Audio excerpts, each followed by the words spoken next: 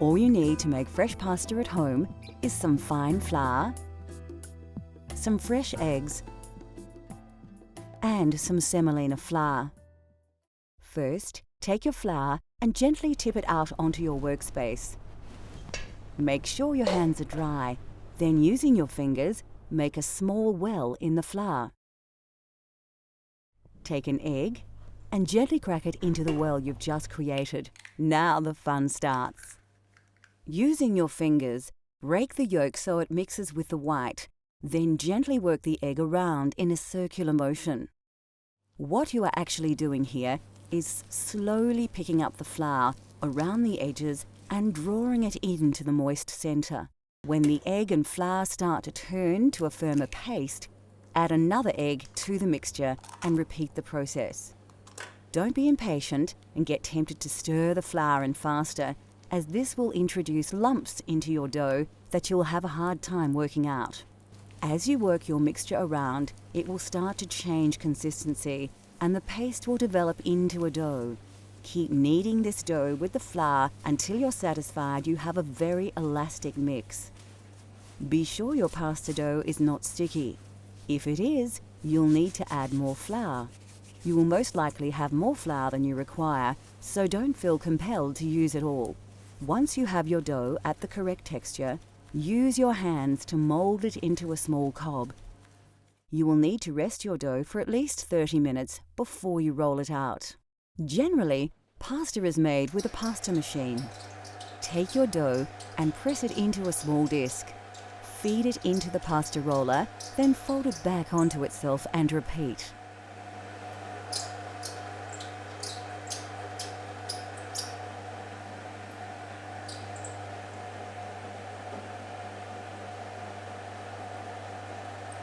Keep rolling the pasta dough out until you have a long, thin sheet of pasta ready for cutting. Now, add your chosen pasta cutter to the pasta machine.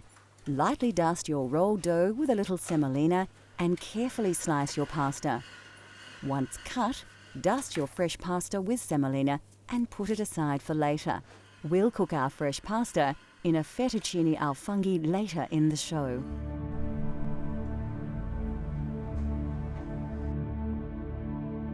Anybody who has eaten Italian food will recognize the essential herbs and spices that add unmistakable characteristics to any dish. The most common herb in Italian cooking is basil. Crushed basil leaves combined with oil, garlic, and pine nuts create the famous pesto sauce. Basil is regarded as the perfect complement to the flavor of tomato sauce and works well with pasta. Another herb used widely in Italian cooking is oregano. Offering a complementary flavor to basil, it is also commonly used in tomato-based dishes. Of course, garlic features heavily in Italian cooking right across the country. Fennel seeds lend a distinctive aniseed flavor to roasted meat or fish. Rosemary makes a wonderful addition to roasted meats and vegetables. Often included in salads and dressings, sage is probably most famous as the key herb in saltimbocca. Italian parsley is recognizable by its distinct flat leaf. Parsley is used in many meat dishes, soups and stocks. Italian food is most richly flavored with herbs, but of course some spices do feature prominently. Coarse sea salt is used across the nation, although some regions, like Tuscany, use it very sparingly. Fresh dried black peppercorns, saffron and coriander feature prominently. Nutmeg is used in savory dishes and desserts, and vanilla is a popular dessert spice. Ginger is rarely used in Italy, although it is very popular in the Apulia and Basilicata regions, showing just how diverse the cultural flavors of Italy are. Still to come on Cultural Flavors, Italy. We turn our freshly made pasta into a delicious mushroom taste sensation. and we discover the secret of making perfect, authentic Italian coffee. In Italy, wild mushrooms have always been a favourite part of the local cuisine. With mushrooms available everywhere, anybody can make this dish at home. You may even want to splash out on a famously expensive ingredient. The mushrooms have got a beautiful aroma, so they're able to put them in all sorts of dishes. They might cook it up as an omelette for the younger family, or pop it into another slow cooked meal so that it can be used in very many different ways. They'll actually even put them into some sort of cheese, especially the truffles, so that they can continue to have the truffles mature in their lovely cheese.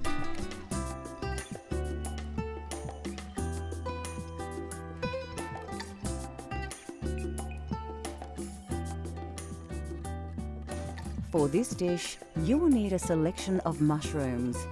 You can use fresh local varieties or a combination of fresh and dried.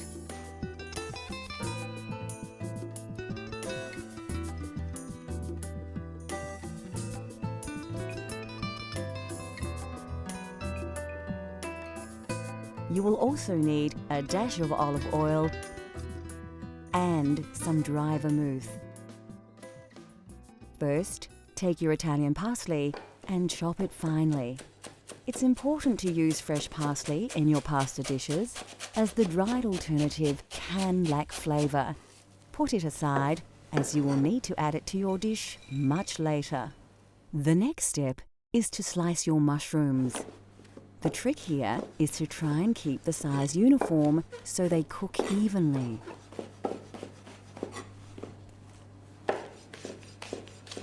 Remove your dried mushrooms from the water and squeeze off the excess moisture. Then chop them evenly. Keep the water, you will need it later. Take the stalk of celery and remove the leaves.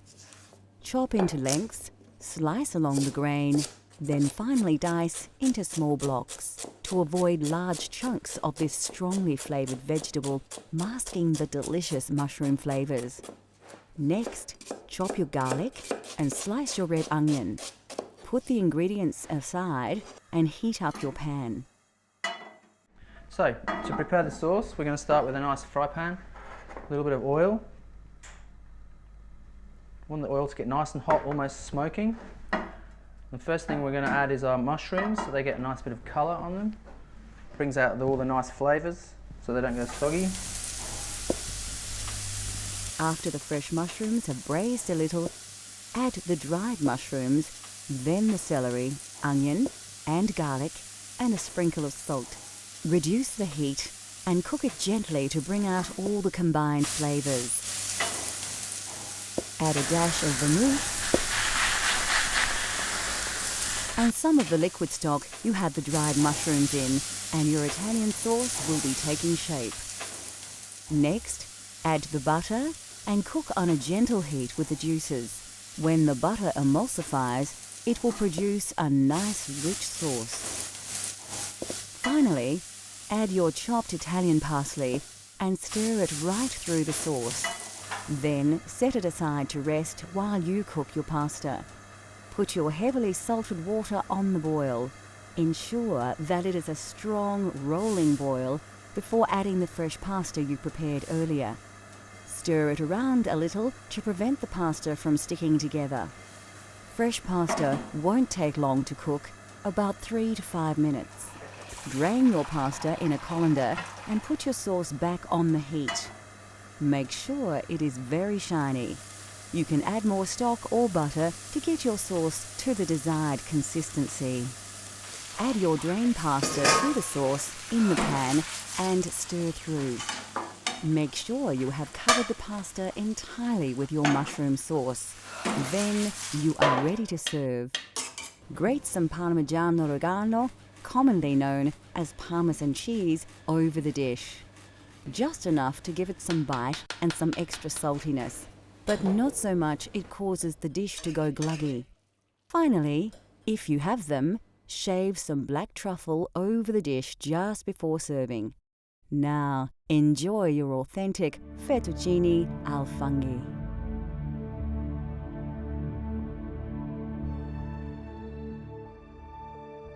Italy is said to be one of the healthiest nations on the planet. And this is in large to do with a healthy diet, rich in vegetables and vegetable oils. Of course, the most important vegetable in Italian cooking is the tomato. There are many varieties of tomato that are used in soups, sauces and pasta dishes. Brought to Italy in the 18th century, the tomato has become synonymous with Italian cuisine. The Italians love fresh vegetables and are famous for their salad dishes. Brought to Italy in medieval times, cucumbers are now part of Italian culinary culture. Root vegetables like carrots, radish, turnips and beetroot all feature prominently in Italian cuisine, as do onions and leeks.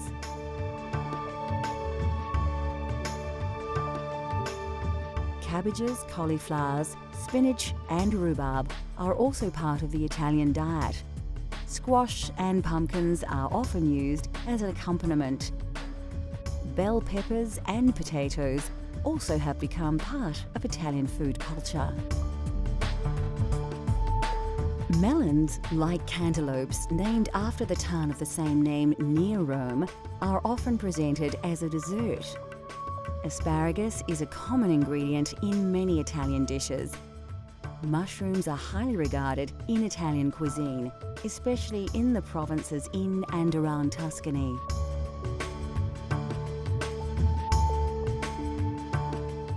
Of course, Italian cooking features all kinds of mushrooms, especially the porcini mushroom, but you can use local varieties in your own Italian-inspired dishes.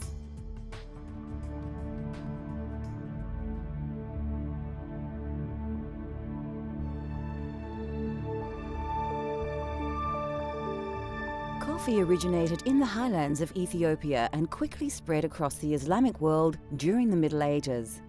It was only introduced to Europe via Italy as late as the 16th century by Venetian merchants who had been trading with Muslims from the East. Yet, we must thank Italians for defining coffee culture as we know it today. Italians are deeply passionate about their coffee, so naturally the quality of bean is exceptionally important. Coffee comes in two varieties, and Italians overwhelmingly prefer Arabica over the cheaper Robusta bean.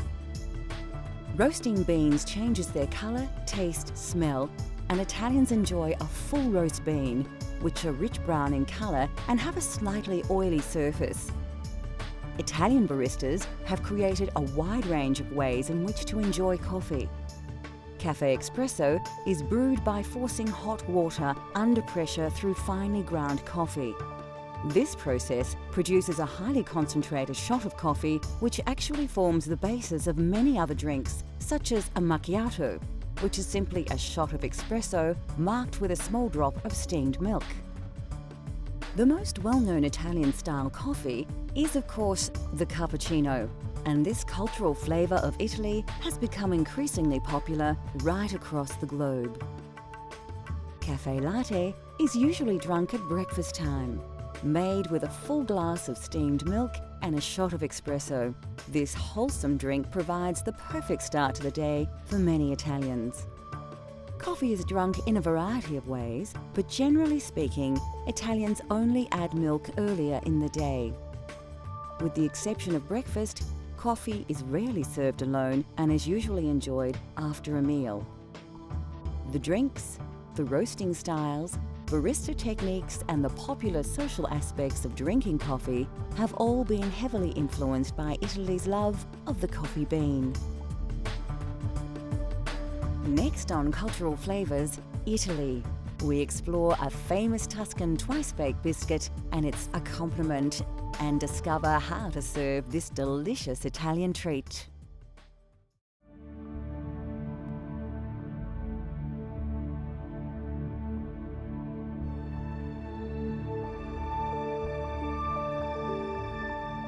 There are hundreds of types of pasta, but generally authentic pasta is made from durum wheat flour or semolina, which accounts for its yellow tinge. Durum wheat is believed to have been introduced to Sicily by the Arabs in the 7th century, and pasta has become the national dish of Italy. Of course, fresh is best. An authentic Italian pasta has texture and flavour characteristics that is difficult to replicate with dried alternatives. Having said that, there are a multitude of dried pasta options that keep well, so it has become a staple in many kitchens across the world.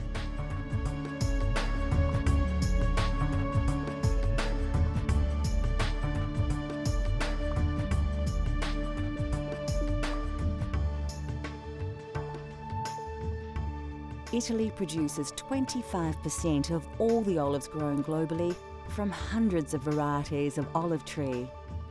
Olives in the south of the country produce the majority of olive oil thanks to its climate. In the north, due to the frosts, olives must be harvested much earlier, so their yield is much lower. Olive oil is often used like butter as a topping for bread and for cooking. Olives are eaten on their own, as an accompaniment, in salads and also cooked dishes. Italian meals often feature breads, and there is a wide range to choose from.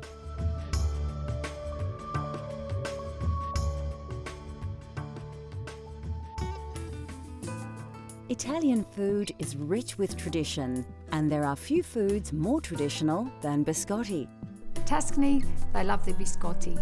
So they'll go to the local market and they'll get their flour and their sugar and the nuts, whatever nuts mum wants to use that might be in season, and they'll go home and there it will be in the beautiful kitchen, and they'll start mixing the flour, the eggs, the butter, the nuts, and then they'll roll and then they'll bake. And then with the biscotti, they need to slice them again, and then they'll need to rebake, so it's the double baked biscuit. That process, of course, brings the family together because it takes quite a long time for them to be able to do that.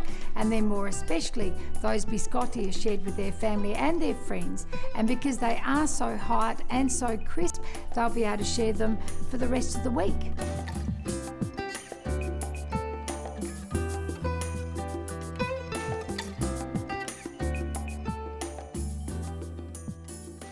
You won't need to look too hard for the ingredients in this recipe.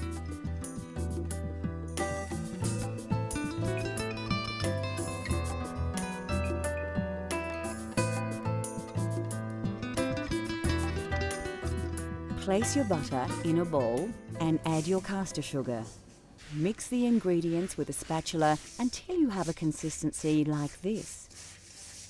The technique here has more than a few similarities with pasta preparation. So, just like making pasta dough, add your first egg and mix it into the sugar and butter. Work the ingredients together to achieve a smooth paste.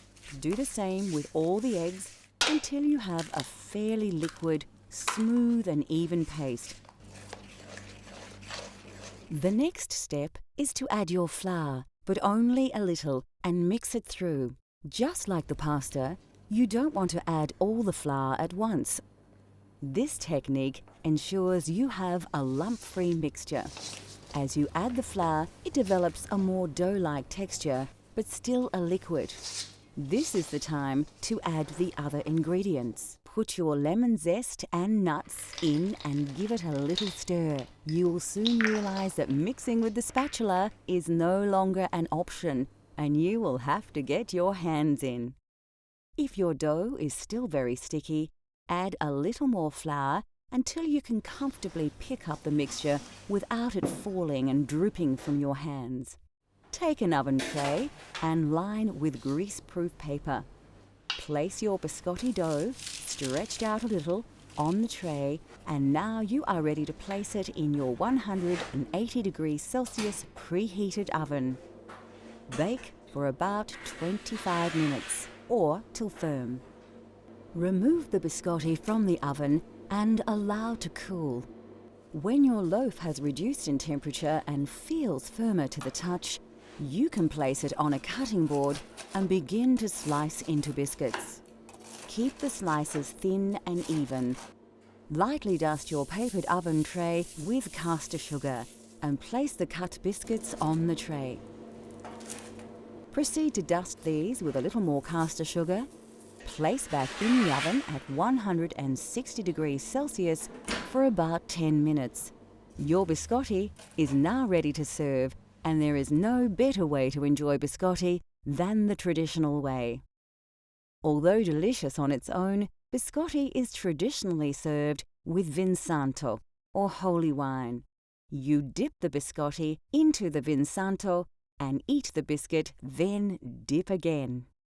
Biscotti and Vinsanto are cultural flavour of Italy that you can enjoy at home. In a world where food is more often just consumed rather than savoured, Italian cooking has shown the way with simple, elegant dishes, uncomplicated flavours, and lightly seasoned sensations. Join us next time as we take you on another gastronomic journey so you can experience the tastes of the globe at home.